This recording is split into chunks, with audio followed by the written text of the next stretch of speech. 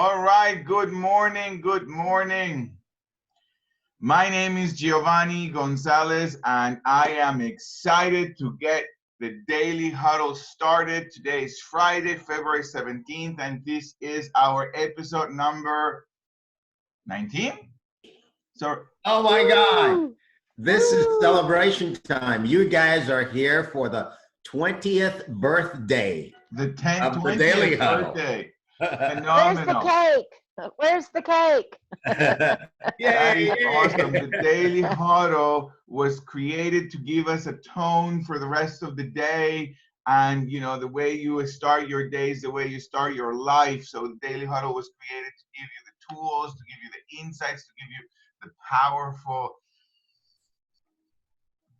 powerful ways to begin your day so that your life starts that way.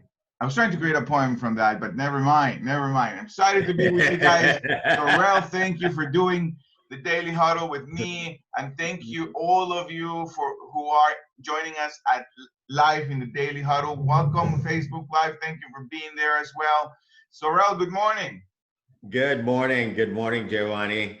Thank you so much for being my partner in creating this occasion. I always look at the Daily Huddle as a trifecta of generosity. You know, people like Nicole Mitchell, who are so generous to come to the Daily Huddle to share their expertise, benefit while they're benefiting us and the public. The public benefit because the information that they get from people who are truly experts in their field is invaluable as a way to start their day. And for all of us together, the juice, the energy, the adrenaline, the positive vibes that get generated out of us being together for just 30 minutes, and it flies by so fast. It's just priceless to me. So I'm happy and great to be your co-host, Johnny. There are 13 of us here in the live audience on Zoom. I'm happy and grateful for your participation, and I'm especially grateful for the participation of everyone who's watching the Daily Huddle right now on Facebook Live. And Nicole, I want to introduce you properly before I give you to your people. So Nicole is a certified professional in human resources. She's located right here in Atlanta, Georgia.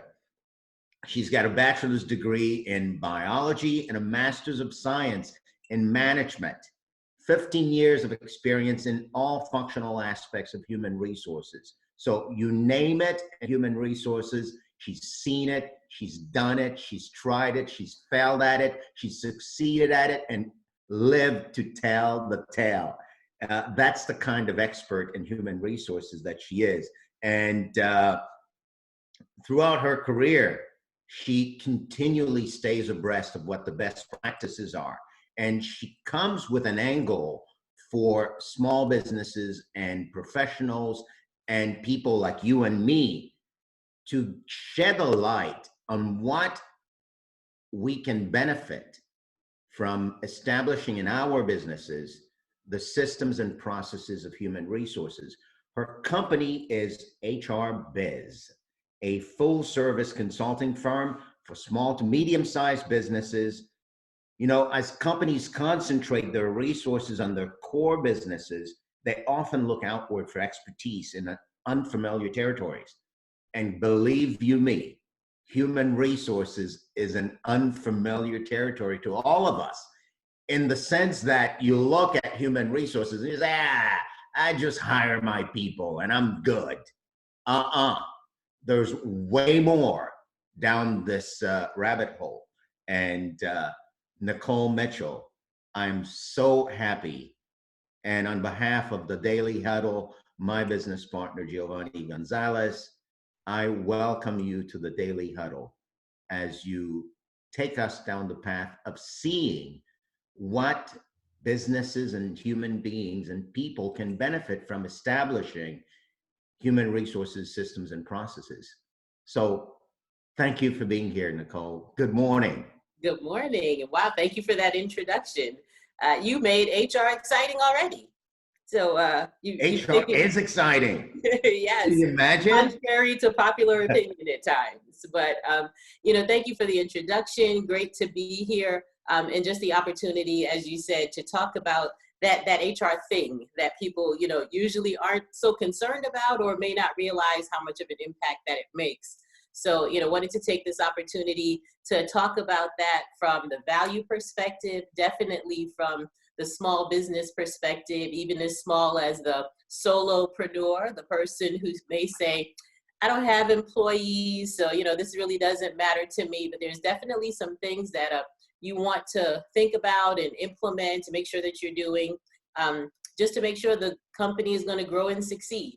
So, going from the question itself, how does HR do that? What are the things? And I'm not going to go back through my background, but I will say the opportunity to have had the generalist experience to the senior director experience, retail, state government, private, healthcare, all of those things have given me the opportunity to see it from the different places. So, as mentioned, day-to-day operations, whether or not you are trying to struggle and figure out that payroll system, or you need to figure out, what's going on in the organization. Why do I have some employees who are thriving? What's this drama that's going on in the hallway or between the offices? And how do I address that? And how do I work through it? So one of the key things is, how do you understand, how do you view HR? I'll say most of the entrepreneurs or small business owners, people who have moved into owning their own business, have come from a place you probably were in corporate America at some point in time. And that corporate America was, I go to HR, they hire me, they may onboard me, they give me my paycheck, my benefits, and at some point in time, I probably left the company. That's all I see, all I know, and I try to stay away from HR. And in between, I'll share stories and my experiences just to make it real and understanding what it is. So there are points where people view the principal's office or the Grim Reaper is HR, because I don't go there if I don't have to. So I may not see that there's a real value to what it is that the HR office is sharing. But as a small business, I'm starting off that I have a desire, I have a passion to make sure that I'm accomplishing something, whether I'm a stylist with my own location or I'm a restaurant owner with employees and anywhere in between.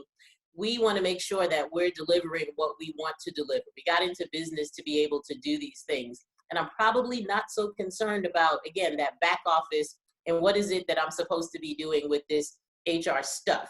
So the traditional employee view now becomes the business owner view. I have to do the things that the company provided for me before. And I don't know how. I don't have a background in HR, but I know I need to do a couple of things. I need to hire them. I need to pay them. If I can afford to, I'll probably want to provide benefits to them. And I need to make sure that everything keeps going, that we're going to keep running day to day. The doors are going to stay open. Challenging, especially in these times now where there's an even different hat. The essential workers are the people who are out there on the front lines. They're taking care of people, they're doing things. But some of that essential worker may also be the HR person who's in the background. I have a very good friend who's a director of HR for a home healthcare agency. Now the hat that you have to wear as that owner is, how do I manage all of these HR pieces that I didn't have to address before, because my company was going along just fine before COVID-19 arrived. I did all the things that I needed to do. Now I don't understand, what is this requirement to file unemployment for my folks, and how do I get them paid? There's a life cycle that goes with it. That's what I'm going to run through. We would be here every day for the Daily Huddle to hit all of the points of them. But I just want to, like I said, think of it in a life cycle of from the time an employee comes on board until the time that they leave and what's happening with them. There are recruiting strategies. There are the things that you need to do, because if I'm going to run this successfully, and again, think of all of the things that I'm saying as value for if you are going to grow, if you're in that space right now, or you may not intend to grow, but there's still some things you don't want to necessarily hire a large staff, but you want to make sure that you're doing things well. So I'm hiring the right individuals right at the very beginning. I've got to recruit them properly and know beforehand what is the fit? What am I looking for? Do I have a job description before I go out to hire someone and say, okay, I need to get this done, but how do I explain to that person? Because I've done it myself for so long. Now I've got to put it on paper what I need this person to do, because I've got some plans, I've got some future that I need to ensure that this person is going to be able to take on that role for me. So recruiting is not necessarily put the sign in the window or, put it out on the major job board and then hope that you get the right person. I've had people mention to me anywhere from recruiting on Craigslist to recruiting somewhere on a large board, and I don't understand why no one is applying for the job. But if I didn't present it correctly in the first place, I may not get the individual that I need, and then I definitely need to have a plan of how am I going to hire this individual? What is it that they're going to bring to the organization? And down the road, is this going to be a fit with the rest of my team? So there's a whole hiring function. There's legality and compliance in all the pieces that I'll talk about. There are things that you can or can't ask, things that you want to make sure that you don't create any red flags by going down that path of, I want to know if they're a fit, but I might be doing some things that I'm not going to necessarily need that information. Again, the value of understanding it from the HR perspective versus just, I'm an owner and I need to hire some people, so let me go out and find them. If I've hired them and I've got to onboard them, and people again think of this is the HR word, the HR role of onboarding. If you just break it down simply to what impression do I want to make to this person when they come and join my company? So there's paperwork, there's tax forms, direct deposit, all those things that I need to do. If I put that together well in the process in the first place, then I don't really have to be concerned about how that piece manifests itself. How do we do it? But that's critical before you get the person in the door and they're going, is this kind of the mom and pop operation? I left corporate America and I understood that, when I come to a company, it does certain things. Your impression that you make with the individuals the very first time doesn't have to be expensive, but it does need to be a good impression for what is it that you're trying to show them. So here's when I come up with a package that says, here are all my forms in a nice format. I've got my logo on top. I've got everything together. Walk in the first day promptly. Here's, great to meet you, have you on board, and we're smooth sailing from there. My impression as a business owner and the company that I'm providing is what's going to stick with that person. And they're going to be engaged and they're going to understand that these are the expectations that I have of them. I do handbooks for companies, and one of the key things is that you're not setting up the rules for these are all the things that I don't want you to do. This is what my company is. This is the fit. This is the culture. I'm welcoming you to be here. And here's the guidelines that I want things to operate in. So if I give you positive energy and a great welcome and how to come on board and what do we do, we're going to go down that path together. And if I give everybody the same information, so when everybody gets a handbook and signs and reads it, in the HR world, it's realistic. Nobody goes home with a handbook and reads it from cover to cover to make sure that they are on board. But we do want to make sure that everybody's understanding what they need to do. And then you've got the basic things in there. Everybody wants to get paid, so there's payroll and there's benefits. And this is specifically when I mention things that you can do as a solopreneur, as a self-employed, that sometimes people don't think about in this arena. So payroll, I've either got an internal system, talking small businesses. My payroll system may be my QuickBooks that I use on a regular basis. Size is not going to determine the quality. You can have an excellent payroll process and all of those things with or without a traditional payroll system, but you absolutely want to keep those things in proper order. You want to have good documentation. And as a solo individual, there are tax benefits to putting yourself on payroll. Everyone doesn't always think through the process of, well, I'm going to pay myself. How do I do that? Especially in this current situation where there's business relief, small business that, as of yesterday, they were out of money for some of the small business relief. But that shouldn't prevent anyone from still going through and making sure that you have your ducks in order. And what people ran into, and specifically in trying to apply for these loans, they realized that they didn't have good payroll records. So even when I, as an individual, or with 3 employees, I want to go out and take advantage of this information. I don't have any payroll records, or I don't know how to find the documentation that I need. When somebody asked for a 941, they might have been speaking Greek to someone because I've never seen that tax record. Now, if your payroll is QuickBooks or your payroll is a CPA who's doing it for you, you want to make sure you're doing those things in a compliant manner. You're filling out all the things that you need to do. Because somewhere there's a small business owner who is their only employee is themselves, but they put themselves on payroll. And when the EIDL loan and the payroll protection program came out, they pulled up their paperwork, they put themselves down as the employee. Here are my costs. This is what I do every month. Which papers would you like?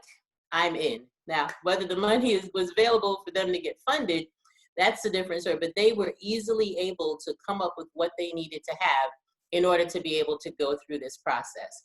Same for the end of the year and you're filing your taxes. Some people think what a relief it is to put myself on payroll. I'm a W-2 employee. Yes, you have to pay payroll taxes and you have to take things into consideration, but some prefer that versus quarterly deciding whether or not, I'm coming up with these self-employment or quarterly taxes that I have to pay.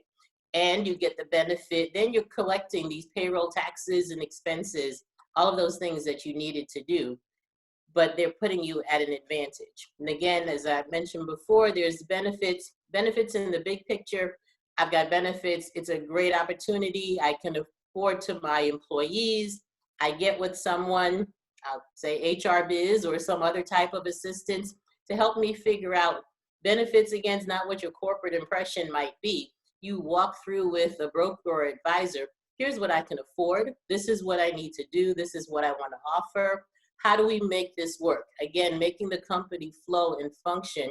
This is a retention tool. When I talked about recruiting, if I've got 2 equal business owners, and they may be small companies, but one is coming to me saying, these are the benefits that I offer because I figured out how to get that into my finances.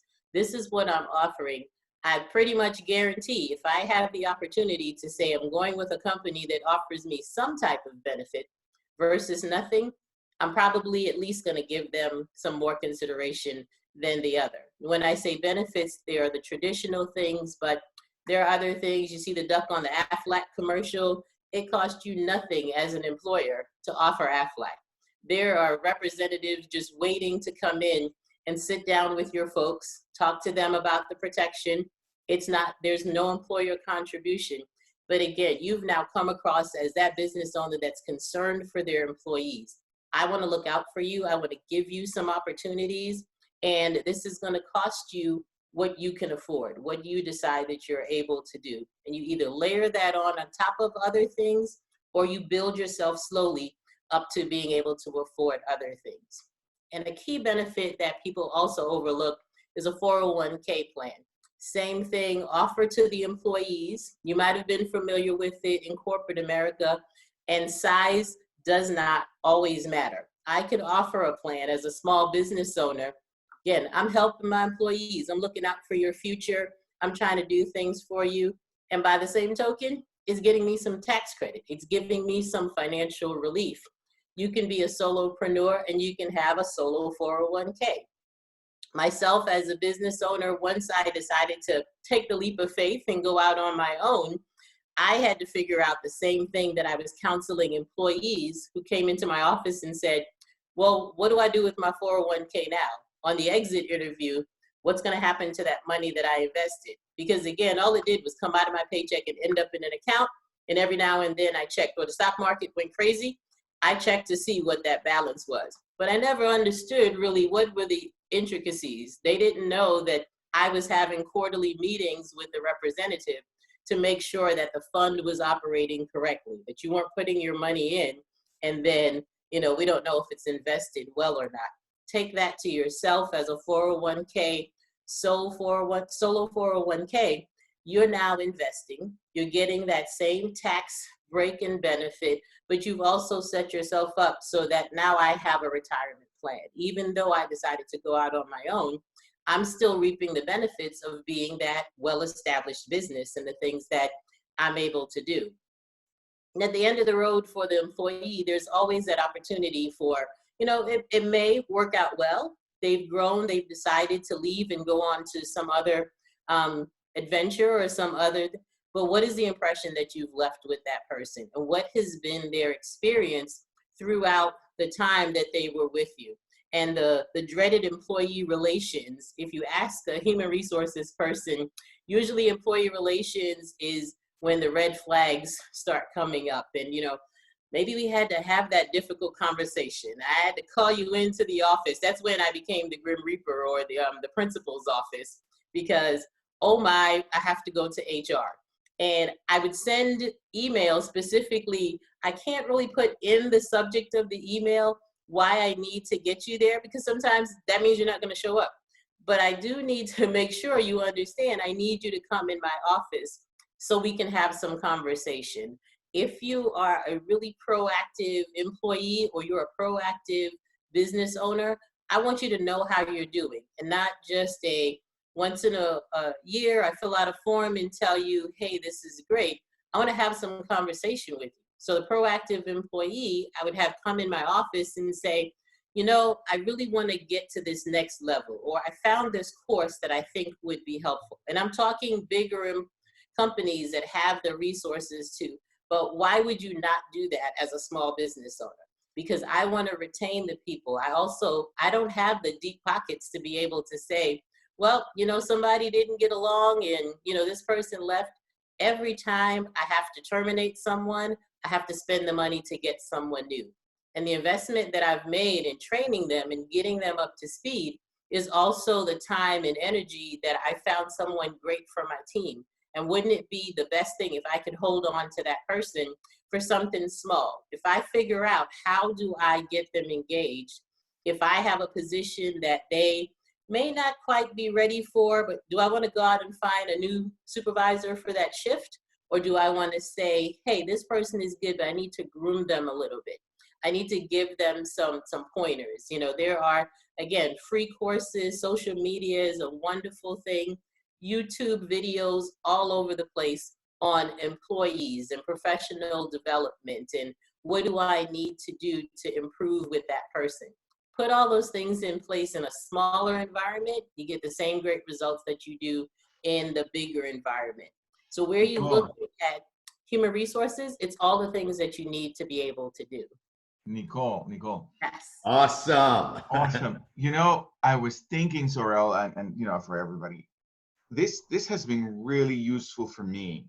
I know this meets everybody in a different place, right? Like you were saying, but you gave me a sense, or you gave us a sense of the power of a first impression in the context of someone coming in. And yet, you're right. I have had the chance to work with, an organization that has over 300,000 employees. And I've had the chance to work with an organization that only has 6. And whenever I come in, that little paperwork that says your direct deposit, your taxes, what we are about, it just gave me a sense of future. Like, oh, this is where we're going. This is the opportunity. So I wanted to thank you for starting right at the beginning. And also what I was getting from everything you're sharing was that everything at the large scale can be done in the small scale, right? Absolutely. We talk about 401k like that's a big scale thing. No, you could do it just for yourself.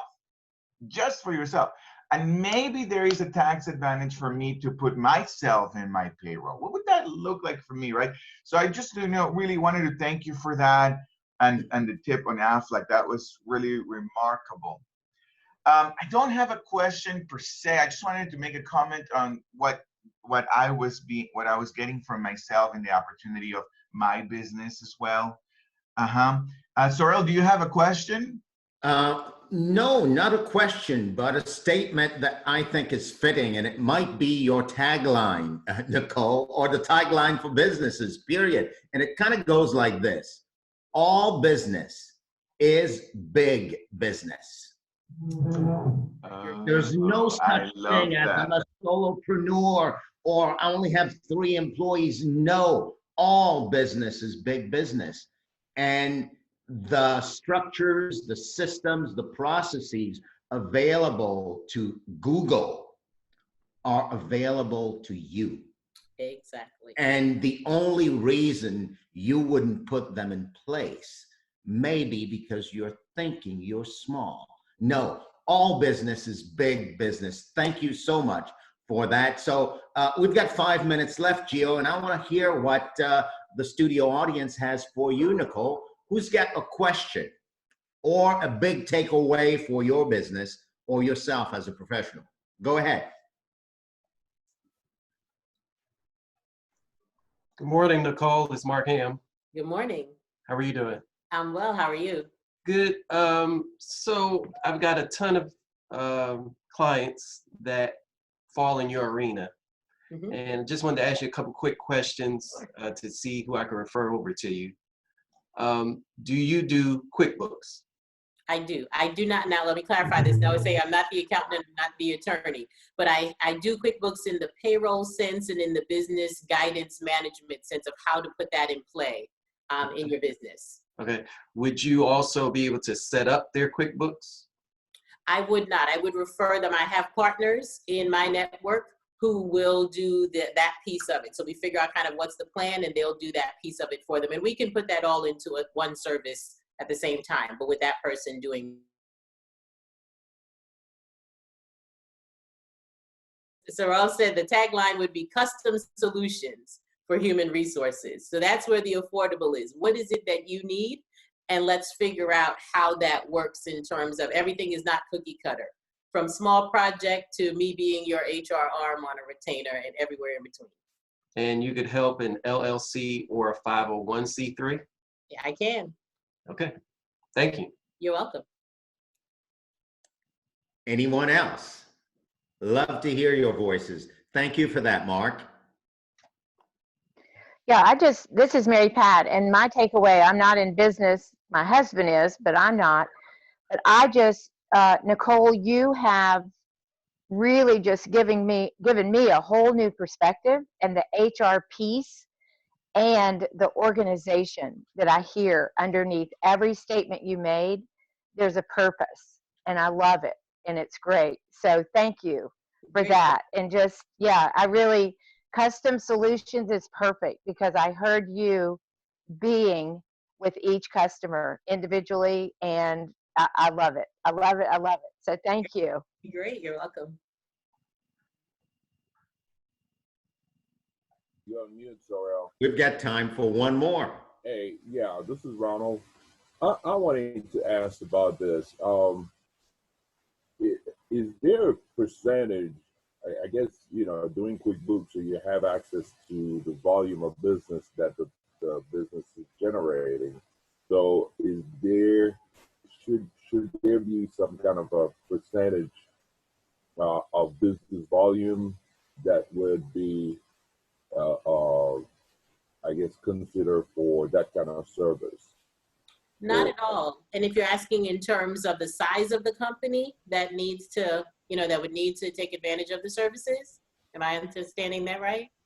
Yeah. Yeah, so absolutely not. People define small business in different ways between the number of employees you have and what's your revenue. Are you, in the thousands or in the millions? But again, that's where it's catered to. I can start out, if I'm not there yet, what are the things that I need to put in place before I get to that volume, and kind of layering on again and building. So no volume requirement to be able to take advantage of the services. Just what do you need at the stage that you are in your business? Good point. Thank you. You're welcome. Again, there's no such thing as a small business, quote unquote.